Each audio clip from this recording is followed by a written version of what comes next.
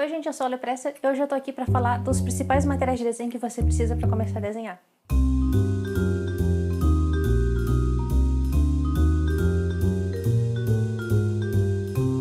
Então vamos começar abrindo o jogo e falando a minha verdade. Para começar a desenhar você precisa de qualquer coisa que risque e uma superfície que você possa riscar em cima. Então aí tá valendo até tijolo para riscar no asfalto. Mas claro que a gente sabe que esse é o básico do básico, ou seja, eu consigo riscar, então tá valendo desenhar no caderno, com um lapisinho escolar, aquela coisa toda. Mas se você quer de repente desenhar com um pouco mais de precisão, ter um pouco mais de controle do seu traço, ter um pouco mais de qualidade no seu traço depois de feito, é interessante investir um pouco em alguns materiais um pouquinho melhores. E eu vou falar então agora nesse vídeo desses materiais bem básicos para desenhar, que já tem uma qualidade boa e que não são tão caros.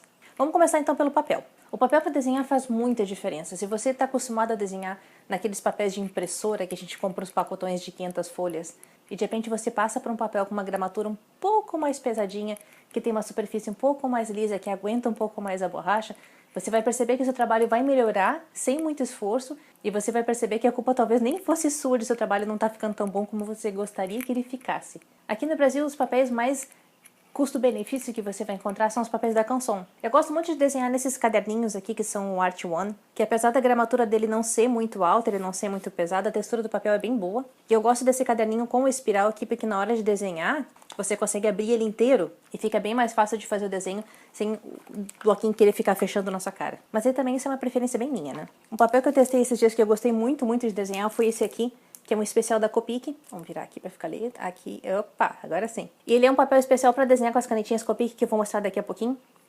E eu gosto desse papel porque ele tem uma gramatura bem boa. Ele é 157 gramas e ele tem uma textura bem lisinha, que é bem gostoso de passar o lápis em cima. Ele aguenta bem a borracha. E no final, os desenhos que eu faço nesse papel aqui tem uma qualidade bem melhor do que os que eu faço em outros papéis inferiores. Mas papel, no geral, você vai ter que testar alguns papéis para ver quais que você se adapta mais.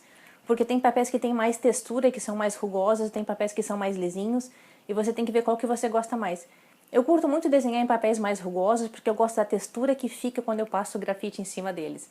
Mas tem gente que curte papel mais liso para que não apareça tanta essa textura, então vai muito do gosto pessoal de cada um. Experimente passar numa papelaria e testar os papéis com as mãos mesmo, ver como é que você sente cada um desses papéis, para escolher alguns para fazer experiências em casa. Próximo item então são os lápis e lapiseiras. No geral, marca de lápis, marca de lapiseira não faz muita diferença. O que faz a diferença para o lápis que você vai desenhar é a dureza do seu grafite. Os grafites de desenho, eles são classificados por letras e por números para ver o seu nível de dureza. Eu vou deixar aqui a tabelinha então das durezas do grafite. O que acontece é que os grafites B são os mais macios de desenhar, os grafites H são os mais duros de desenhar. E dependendo da numeração deles, ele vai ficando mais macio ou mais duro. Os lápis do H para baixo são os que a galera usa para fazer desenhos de arquitetura. A gente que trabalha com desenho mais livre, normalmente a gente usa os lápis B. Também é interessante você testar esses lápis para ver qual que você adapta mais. Desses aqui, eu prefiro usar o 4B, porque ele não é macio demais a ponto de sujar todo o desenho que eu estou fazendo, porque o grafite esfarela e acaba fazendo aquele pozinho que depois fica tudo sujo de grafite, que é o que acontece com o 6B. E daí, do nível de maciez e de dureza do grafite, eu acho mais agradável de desenhar. Você provavelmente vai descobrir qual que você gosta mais, mas o 4B é uma saída bem interessante. Daí, sabendo isso, se você gosta de usar lapiseira e não usar lápis, você pode comprar o grafite da dureza e da maciez que você prefere para sua lapiseira. Daí não importa qual é a lapiseira que você usa, desde que você esteja usando um grafite que seja do seu agrado. Daí a gente passa então para as borrachas. Deixa eu deixar claro aqui, gente, que borracha não é roubar. Se você está usando borracha no seu desenho, é porque você está desenhando, borracha é uma ferramenta. Olhem esse vídeo aqui sobre referências que eu fiz com a Sula para vocês saberem que usar borracha é legal. Você precisa usar borracha para desenhar. E quando você for usar borracha, procure comprar uma borracha branca em qualquer livraria, que as borrachas brancas elas tendem a não estragar tanto o papel.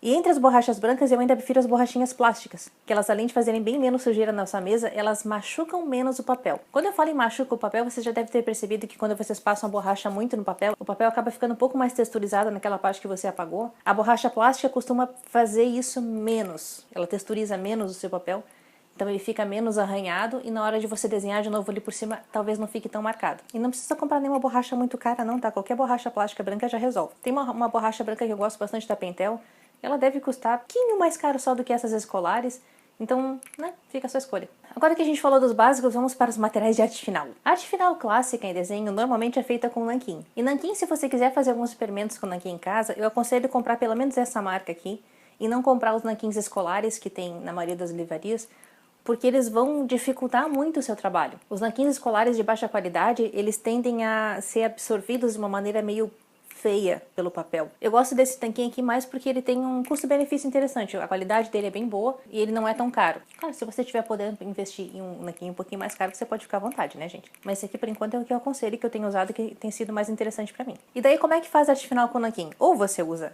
pincel, ou você usa bico de pena. Sobre pincéis, é sempre interessante você ter opções o suficiente em casa para você fazer traços diferentes. Não é que você vai descobrir que existe um pincel fantástico e você vai querer fazer tudo com ele. Se existem tantos designs diferentes de pincel, é porque cada um deles tem uma função diferente. É sobre a qualidade dos pincéis, de novo, se você não comprar um daqueles pincéis escolares que vem junto com aqueles kitzinhos de aquarela meio tosca, já tá de bom tamanho.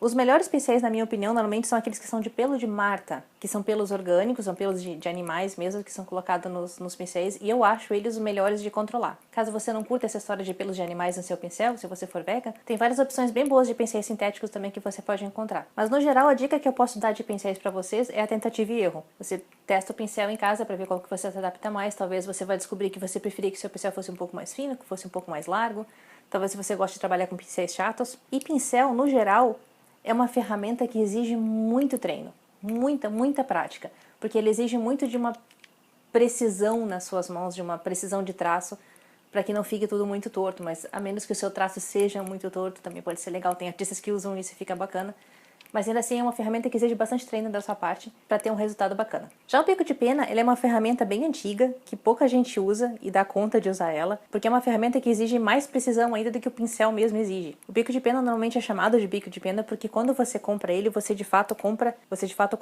o bico, daí você compra uma estrutura onde você encaixa eles para poder trabalhar. A lógica do bico de pena é que ele tem esses dois dentinhos que você coloca ele na tinta e quando você desenha e você faz pressão nele, os dentinhos se abrem e a espessura de quanto esses dentinhos se abrem e a espessura do traço que vai ficar no papel. A maioria dos artistas profissionais que trabalham com traço, principalmente os mangakás, eles usam bico de pena. Se você gosta de desenho com traço, vale a pena talvez estudar o bico de pena também. Para quem não tem essa manha toda para trabalhar com pincel, para trabalhar com bico de pena, sempre pode trabalhar com as canetinhas. Essas canetinhas Onipin aqui, elas são as mais clássicas que trabalham com nanquim. Aqui dentro dessa canetinha, que é descartável, tem nanquim. Você não vai ter muita variação de traço com ela, que nem você teria trabalhando com pincel ou com bico de pena, mas fica bem mais preciso trabalhar com ela se você ainda não tem essa firmeza toda na mão. E além das canetinhas oficialmente de nanquim, você pode pegar canetinhas de outra marca que não são de nanquim. Por exemplo, eu gosto muito de trabalhar com a Multiliner da Copic, e além da Multiliner eu gosto muito de trabalhar com as Copics em si. As Copic Sketch são as minhas preferidas para fazer cor. Elas não são canetas muito baratas, mas são canetinhas que valem um investimento para fazer trabalho à mão, se você curte fazer. E daí, no caso, eu gosto de trabalhar com as Copics e com a Multiliner também da Copic, porque quando você passa a canetinha colorida em cima do traço, ele não borra. Tem várias outras canetinhas que também têm essa característica mais profissional de traço.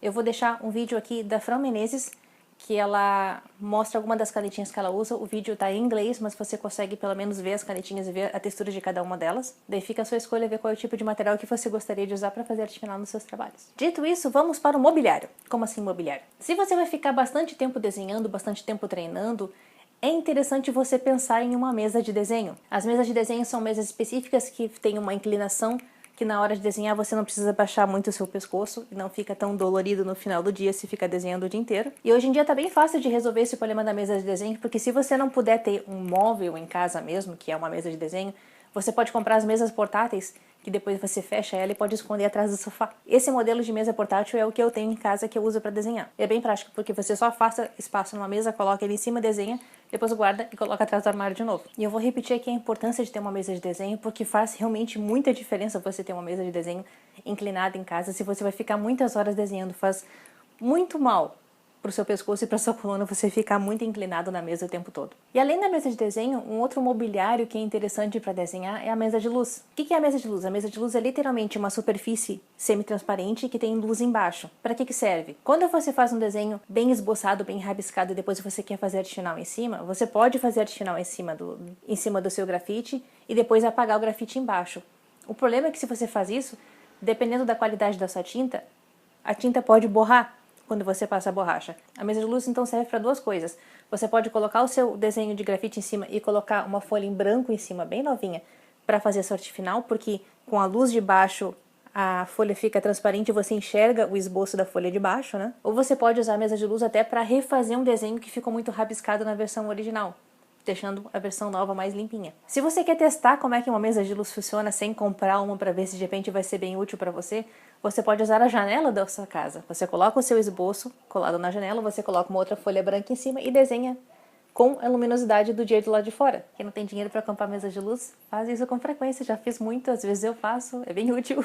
E da mesma forma que a borracha, gente, mesa de luz não é roubar, mesa de luz é ferramenta, tá? Vamos pular agora pro desenho digital. Vou começar falando do software, depois eu falo de hardware. De software, o programa mais popular que existe entre os desenhistas, obviamente, é o Adobe Photoshop. Ele é o mais completo, você pode comprar pincéis para ele, tem tudo que é tipo de ferramenta, ele é maravilhoso, só que ele é um pouco caro. Se você não está podendo investir no Photoshop, tem algumas opções mais baratas e até gratuitas para você desenhar com qualidade. Uma opção bem bacana, bem barata que tem é o Clip Studio. Quando eu pesquisei para fazer esse vídeo, ele estava custando $50 a licença para você ter ele para sempre.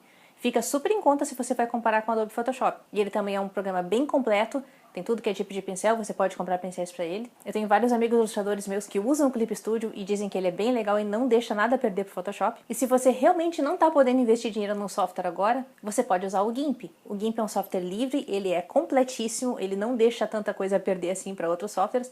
Tem vários ilustradores que preferem ele justamente por ser gratuito e também vale a pena utilizar. Vou deixar o link desses programas todos na caixa de descrição. Então agora falando da parte de hardware, vamos falar do computador. O computador tem que ser um computador que aguente você trabalhar com ilustração. Eu não vou falar aqui de configuração, de nada, mas tenha em mente que se você quiser trabalhar com imagens que vão ser impressas depois, você vai trabalhar com imagens bem grandes, ele vai ter que dar conta de processar isso. Então o que eu posso falar para vocês é invistam a grana que vocês puderem investir para ter um computador com potência suficiente para você trabalhar nele. E outra coisa que é essencial para você trabalhar com desenho digital é você ter uma tablet. Essa minha aqui é uma Intuos da Wacom, que é um modelinho um pouco mais profissional, mas você vai encontrar outros modelos da Wacom que são bem mais em conta do que essa Intuos. E se você não puder investir muita grana de repente para comprar uma Intuos dessa, você pode pegar as versões pequenininhas da Wacom, que são todas muito, muito boas. E por outro lado, se você tiver com dinheiro sobrando e você quiser investir, você pode comprar uma Cintiq, que é o sonho de todo ilustrador, porque basicamente você desenha direto na tela. É uma coisa maravilhosa. Eu vou deixar os links aqui na caixa de informação, só abre o link da Cintiq se você não tiver o coração muito fraco. Eu acho que por enquanto era isso, né? Pelo menos dá pra começar agora com esses materiais que você tem. Se você curtiu esse vídeo, deixa aquele like.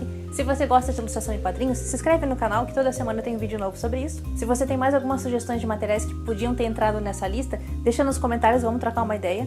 E se você tá vendo esse vídeo, dá uma olhadinha nos comentários, o pessoal pode ter deixado algumas dicas bem interessantes ali pra você. E é isso, a gente se vê de novo semana que vem. Até mais!